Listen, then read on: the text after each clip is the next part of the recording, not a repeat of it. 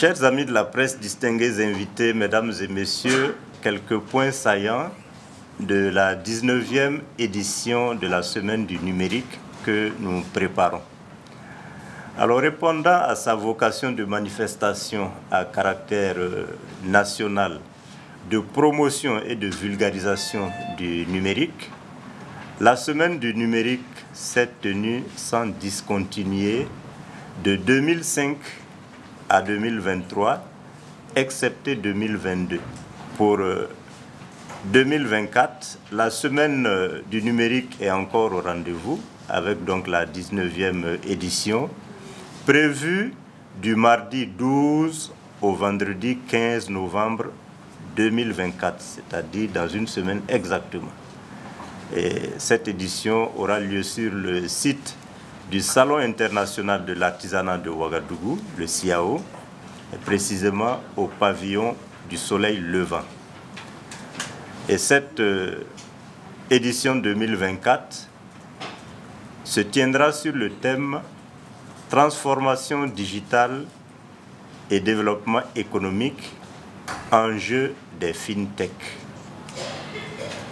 Alors ce thème est d'une pertinence cruciale, surtout dans un contexte mondial où les technologies financières redéfinissent les relations économiques et ouvrent des opportunités nouvelles pour les populations non bancarisées. Ainsi, le choix de ce thème vise à explorer la contribution de ces innovations dans l'amélioration de l'accès aux services financiers, le renforcement de la résilience économique et également la contribution à l'inclusion financière et sociale. Et l'objectif principal à travers ce thème est de susciter des interactions entre les acteurs de l'écosystème numérique autour de la problématique de la transformation digitale pour répondre aux exigences du contexte de notre pays. En effet, comme vous le savez tous, nous faisons face à des défis considérables. La situation sécuritaire, les crises financières mondiales et les tensions internationales exercent une pression significative sur notre économie. Dans ce contexte difficile, la transformation digitale apparaît comme une piste prometteuse pour répondre aux besoins fondamentaux de nos concitoyens. En sus, l'avènement futur de l'identification unique de la personne ainsi que l'essor des FinTech sont des opportunités à saisir pour accélérer la convergence vers un accès équitable aux services socio-économiques de base. C'est pourquoi, dans le but de favoriser une bonne compréhension des enjeux du thème de cette 19e édition de la Semaine du numérique, celui-ci sera développé à travers les 3 sous-thèmes suivants, à raison d'un panel par jour sur chaque sous-thème du 12 au 14 novembre 2024.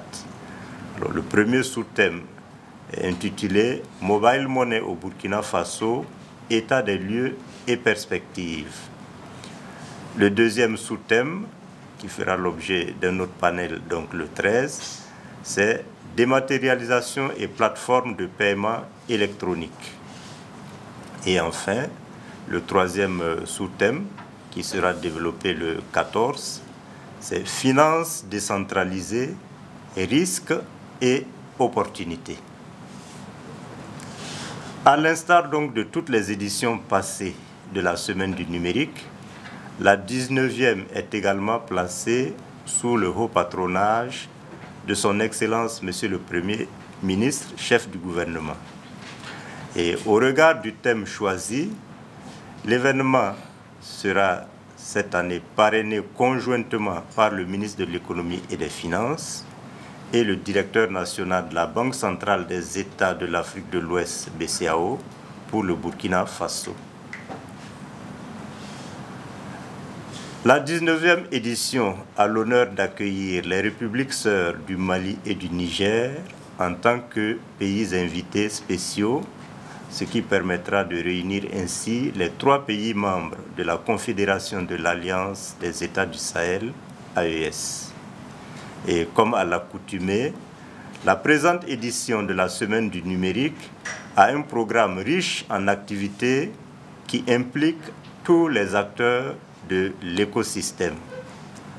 En effet, outre la cérémonie d'ouverture le mardi 12 novembre 2024 à partir de 9h et la nuit des lauréats faisant office de cérémonie de clôture le vendredi 15 novembre 2024 à partir de 19h30, cette édition aura notamment au programme des confs-D avec les 3 panels si haut évoqués, le débat télévisé sur le thème principal de l'édition, des éditions spéciales Semaine du numérique sur la RTB, le forum des startups de la FinTech, un café numérique Success Stories, le Salon international des technologies de l'information et de la communication de Ouagadougou, que nous appelons communément le CITICO.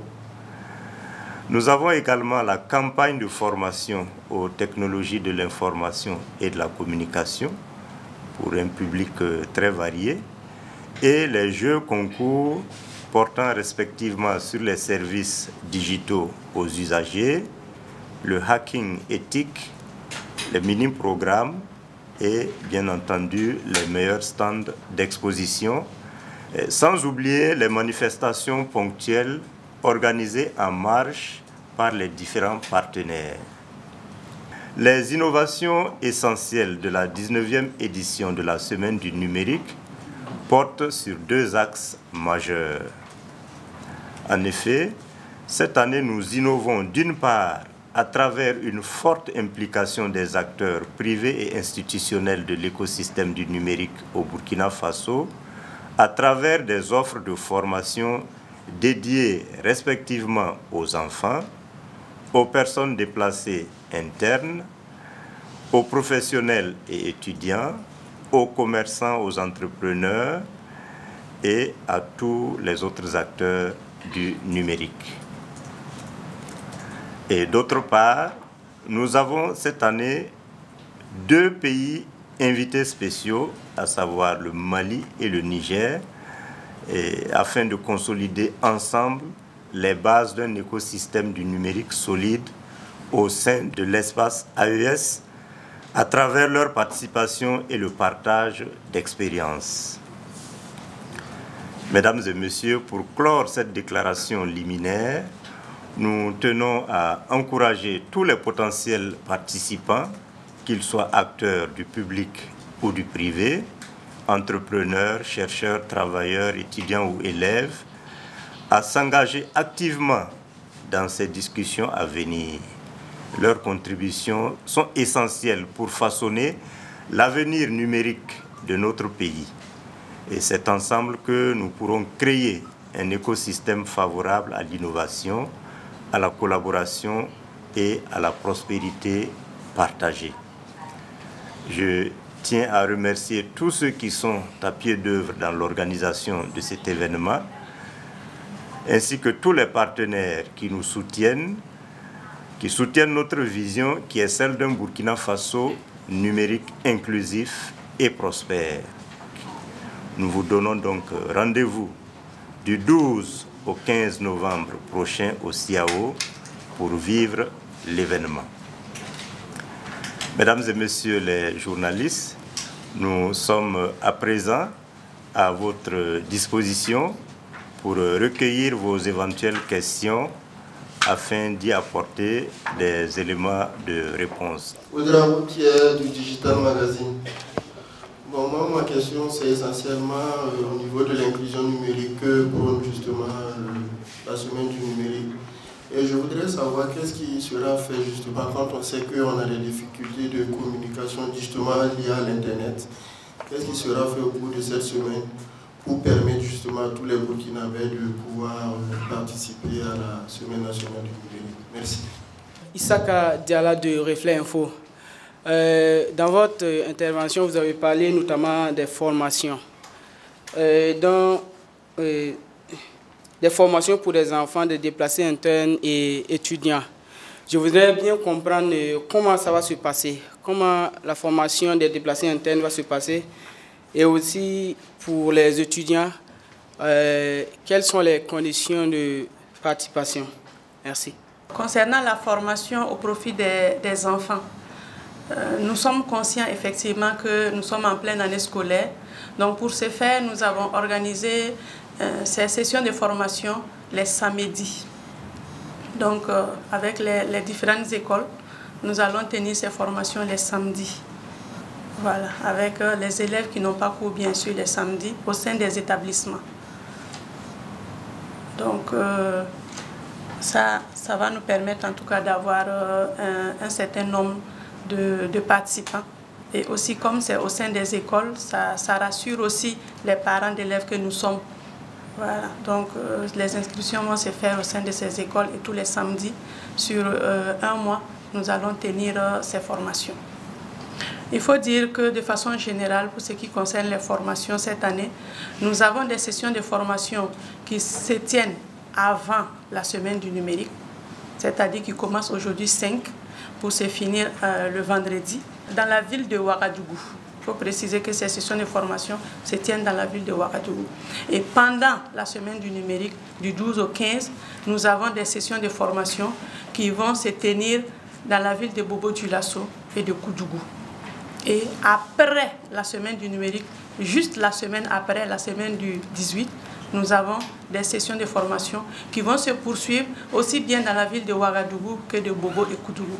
Donc nous avons voulu vraiment séquencer ces sessions de formation cette année pour permettre vraiment à un maximum de participants de pouvoir y prendre part et aussi au vu de l'engouement qu'on a généralement autour de ces formations, mais aussi de ne pas se limiter à juste la semaine. Voilà. Donc par rapport à l'inclusion dont parlait tantôt Monsieur Ouedraogo, je pense qu'on a pris toutes les dispositions nécessaires pour que toutes les activités, en tout cas qui vont se dérouler pendant cette semaine du numérique, soient retransmises sur les réseaux sociaux, les différents, en tout cas, réseaux sociaux du ministère. Donc ce sera en ligne et en présentiel pour permettre à ceux qui ne sont pas à Ouagadougou de pouvoir suivre. D'ailleurs, nous avons des panélistes même qui souhaitent participer même, voilà, en ligne, des participants, pardon, qui souhaiteraient être sur place pour pouvoir être sur la liste de nos panélistes, mais qui malheureusement sont en déplacement. Ils vont intervenir également lors des interactions avec le public à l'issue des différentes communications en ligne. Donc, les mesures sont prises pour ça, pour pouvoir permettre vraiment à un maximum de personnes de pouvoir vivre cette semaine du numérique. Nous avons également des partenaires médias qui vont nous accompagner également dans ce sens, notamment la RTV, voilà, mais aussi un autre partenaire qui va retransmettre également sur ces canaux, voilà, ces événements lors de la semaine du numérique. Monsieur Diarra, les formations des déplacés, oui, les formations des déplacés internes, nous allons les mener après concertation avec le ministère en charge de l'action humanitaire qui va nous aider à identifier justement ces personnes déplacées internes que nous allons former dans des centres avec le partenaire de formation. C'est gratuit, aussi bien pour ces personnes déplacées internes que pour les étudiants. Et comme je l'ai dit déjà, les sessions de formation ont commencé pour les étudiants, les professionnels, aujourd'hui 5. Maintenant, pour les personnes déplacées internes, elles vont se tenir après la semaine du numérique. Juste après la tenue de la semaine du numérique, nous allons organiser ces sessions de formation sur tout le mois de novembre jusqu'à décembre. Alors, c'est juste pour vraiment insister sur le calendrier assez étendu des formations qui ne sont pas cantonnées uniquement aux 4 jours de mardi à vendredi que se tient l'édition de la semaine du numérique. Donc ça commence bien avant, ça se poursuit pendant et ça s'enchaîne même après. Il est important que l'on note que les formations commencent bien avant la période dédiée donc au déroulement globalement des activités de la semaine du numérique du 12 au 14, donc sur 4 jours. Donc avant cette période, les formations commencent déjà, ça se poursuit pendant la tenue de la semaine du numérique et on enchaîne encore même après, afin vraiment de toucher le plus large public possible. Et vous avez vu que les cibles de bénéficiaires, c'est assez varié. Les enfants, les élèves, les étudiants, les professionnels, les personnes déplacées internes, les commerçants, les entrepreneurs et les professionnels des TIC. Et les contenus sont effectivement étudiés et dédiés aux besoins, en tout cas potentiels, de chaque public cible. Et nous avons, j'allais dire, l'avantage d'avoir comme partenaires principaux dans l'organisation les opérateurs de téléphonie. Et donc c'est une période où ils essaient aussi, en tout cas, de déployer tous les efforts, voilà, pour rendre accessible donc, le contenu, ce qui se passe au plus grand public. Tout à l'heure, on a parlé d'édition spéciale Semaine du numérique pendant la période. Donc, ce sont des éditions qui passeront donc, sur les antennes de la RTB et qui a l'avantage de toucher un public suffisamment large.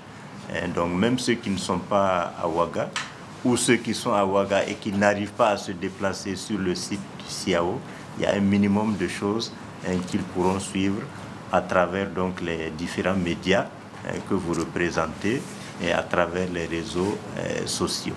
Moi, c'est Yao Lassina, la radio Ahmadiyya. Voilà, pour permettre à nos auditeurs et à nos téléspectateurs de bien comprendre cette semaine du numérique.